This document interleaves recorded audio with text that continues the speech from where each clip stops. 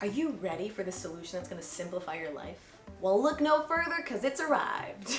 Hey everyone, Salaam Salaam. This is Aida and welcome back to the series Discovering My Hair Identity in partnership with 4th Ave Market. And if you're here for the first time, welcome! So happy to have you.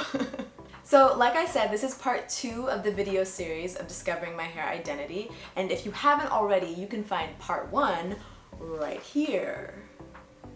But just to give you a quick recap, this video series is all about finding my hair identity to know what types of products that I need and how to take care of my hair. And as I mentioned earlier, this series is in partnership with 4th Ave Market, which is the largest Black-owned online store for beauty and hair care needs for people of color and those with textured hair. Everything that I'm talking about in these videos, you can find it on their website. So make sure to visit 4thavemarket.com. So let's get started.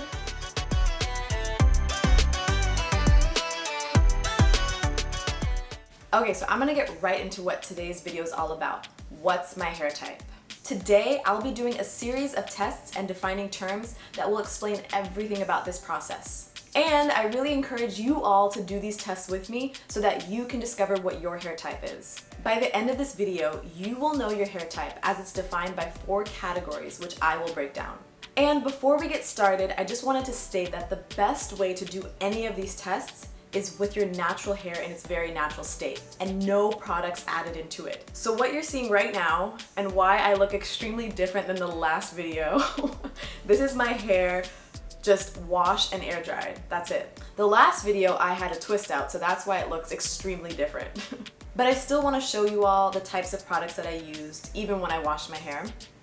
So currently I'm using Tresemme. I've been using this brand for a while just because I really like the way my hair feels. It feels lighter, it still feels moisturized, and it smells amazing. I love this brand.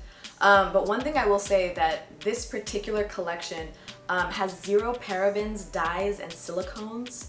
So I think that's really good for my hair. But hopefully I get to understand why it's good not to have these as I do more research. I started all of my research based on one term that I kept hearing when it comes to natural hair, which is curl pattern. Whether it was people asking me if I knew what my curl pattern was and me frustratingly saying, no, I don't know what my curl pattern is. But then I also thought that once you do figure out your curl pattern, that's it. There's no more research. You figured it out and now you can figure out the right products that will work with your hair. That's not the case. I began to realize that a curl pattern is just one part in a longer equation of your hair type. So remember that equation that I talked about earlier about simplifying your whole life? Well, the rest of that equation includes key information about the unique characteristics of your hair. So let's break down this equation, but I will be going over each part in detail later in the video. So let's put all 4 parts together in the equation. You have curl pattern, porosity, density, and width. That equals your curl type. So knowing your hair based off of these 4 categories will really help you in finding the right products, your hair care routine, and treatment styles. So basically everything that you need to do to take care of your hair. And the best part about it is that there are tests for each of these parts that you can do at home, which is what we're gonna do right now. So let's get started. Okay, so we're starting with the first part of the equation, which is curl pattern. And curl pattern is defined as the shape of your hair as it naturally grows from your scalp. So just imagine a single strand of hair as it grows from your scalp out, and whatever that curl pattern is, that's your natural curl pattern. So within a curl pattern or a curl type, there are 4 categories. So there's type 1 hair, which is essentially straight hair. Then there's type 2 hair, which is wavy hair. Then there's type 3 hair, which is a bit more curly. Finally, there's type 4 hair, which is coily hair, so a lot tighter. Now, those are the main categories. But for categories 2 through 4, you have sub-curl types with even more distinct curl patterns. So for type 2, which is wavy hair, you have 2A, 2B, and 2C. So here are some sample photos to show these types.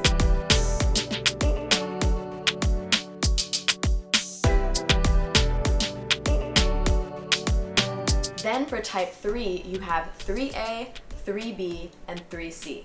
So here are some samples of people with type 3 hair.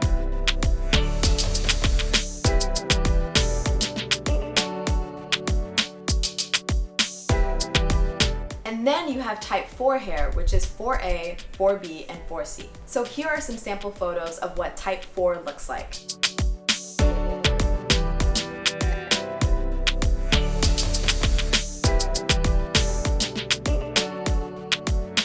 So with curl types, you can begin to visually gauge to see which pattern your hair falls into. Like for me, for example, I can easily rule out type 1 and type 2 hair. But when it comes to me figuring out exactly where I fall between type 3 and type 4 hair, I'm gonna have to do a couple more tests to figure out exactly where I fit in.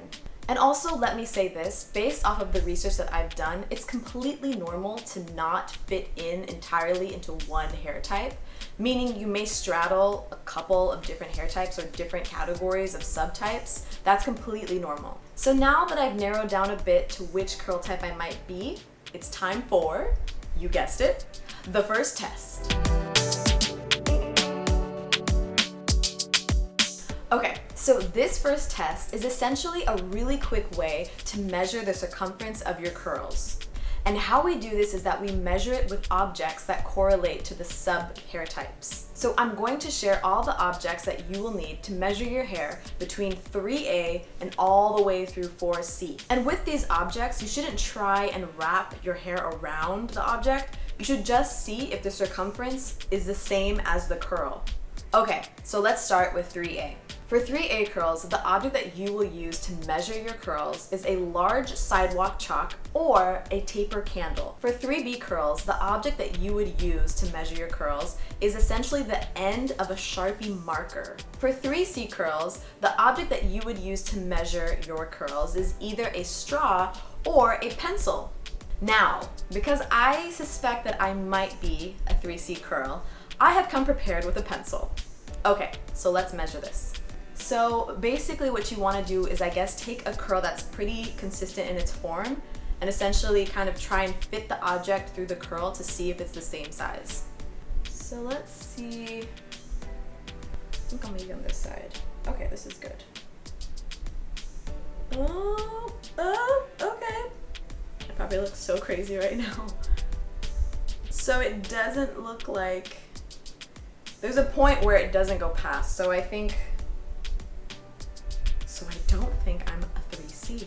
This is shocking because I really thought that I might be a 3C. Okay, well, I guess I'm not a 3C. Okay, so now we're on to type 4, which is coily hair. I have a feeling this is gonna be my hair type. For 4A curls, the object that you will use to measure your curls is a chopstick. And because I suspect that I must be 4A, I've come prepared yet again. We're gonna use this end of the chopstick. This is actually the eating end. And let's see, I'm gonna try and find a curl. Okay. Oh, okay. Oh, the chopstick is through the curl. Okay.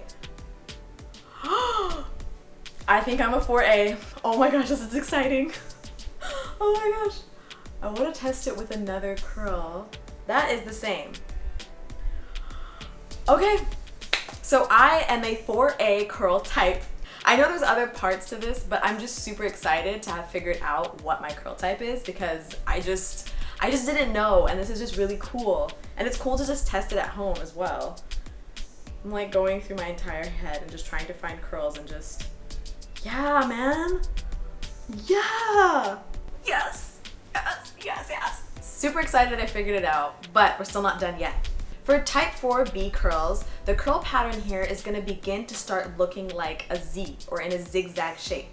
And the springs in your hair could be comparable to the spring in a pen. So if you compare those two and they look similar, then you're a 4B. For 4C curls, you can measure your hair in the same manner as a 4B curl, but if your hair is a lot more dense, then chances are you're a 4C. So doing these object comparison tests will help you to know what your curl type is. And if you've been doing these tests this whole time, please comment below and tell me what your hair type is and what object you used. I'm really, really eager to know. that is one part of the equation down with 3 more parts to go.